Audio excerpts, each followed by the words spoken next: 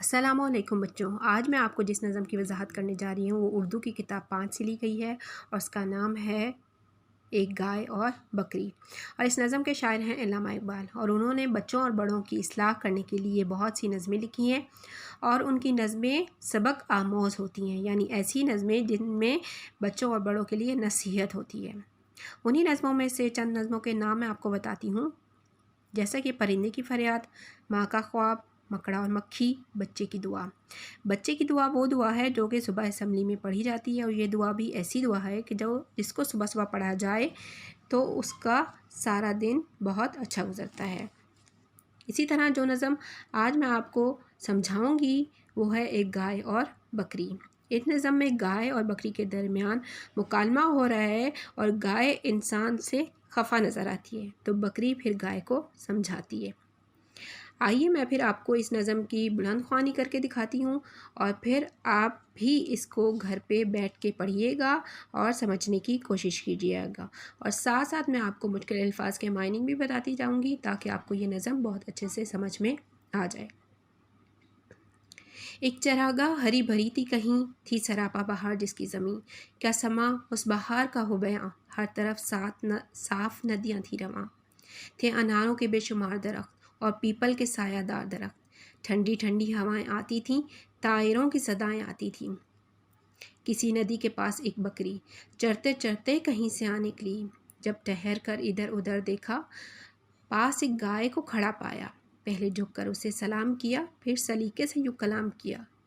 क्यों बड़ी भी मिजाज कैसे हैं? गाय बोली कि खैर अच्छे हैं, कट रही है बुरी भली अपनी, है मुसीबत में ज़िंदगी अपनी, आदमी से कोई भला ना करे, इससे पाला पड़े खुदा ना करे, दूध कम दूँ तो बुड़बुड़ाता है, हूँ जो दुबली तो बेच खाता है, उसके बच्चों को पालती हूँ मैं, दूध से जान डालती हूँ मैं, बदले नेकी के ये बुराई है, मेरे अल्लाह तेरी दुआई है। सुन के बकरी ये माजरा सारा, बोली ऐसा गिला नहीं अच्छा, बात सच ही है बेमज़ा लगती, मैं कहूँगी मगर खुदा लगती, ये चरागाह, ये ठंडी ठंडी हवा, ये हरी घास और ये साया, ऐसी खुशियाँ हमें नसीब कहाँ,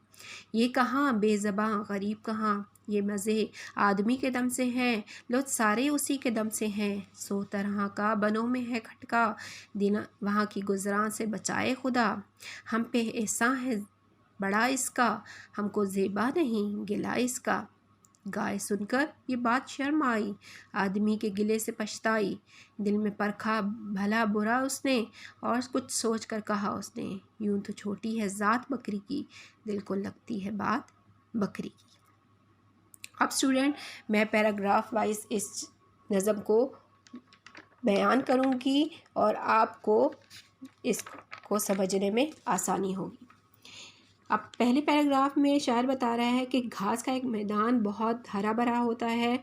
और हर तरफ बहार का समा है, अनार और पीपल के दरख्त लगे हुए हैं, ठंडी ठंडी हवाएं आ रही हैं और परिंदों की आवाज़ें भी आ रही हैं। लेकिन दूसरे पैराग्राफ में बताया जा रहा है कि शायर कह रहा है कि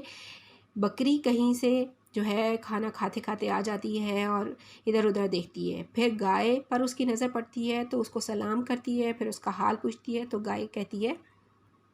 गाय फिर अपने शिकवे शुरू कर देती है कि इंसान बहुत नाशुक्र है, कोई भी इंसान से भलाई ना करे, क्योंकि अगर मैं दूध कम देती हूँ तो वो बुड़बुड़ाता रहता है और अगर मैं कमज़ोर होती हूँ तो मुझे बेच देता है। फिर गाय कहती है कि हालांकि मैं उसके बच्चों को पालती हूँ, अपने दूध से उनके अंदर जान डालती हूँ, लेकिन फिर भी इंसान जो है वो मेरी कोई भी नेकी जो है उसको समझता नहीं है। इसी तरह तीसरे पैराग्राफ में अब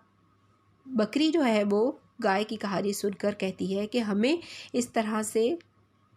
इंसान के लिए ऐसा शिकवा नहीं करना चाहिए, क्योंकि ये घास, ये ठंडी ठंडी हवा और ये मैदान जो है ये तमाम चीज़ें आदमी के दम से हैं और अगर हम जंगल में चले जाएं तो हम सबको जानवर खा जाएंगे, लेकिन इंसान जो है वही हमारी हिफाजत करता है। इसी तरह आखिरी पैराग्राफ में बकरी की तमाम बातें सुनकर जो है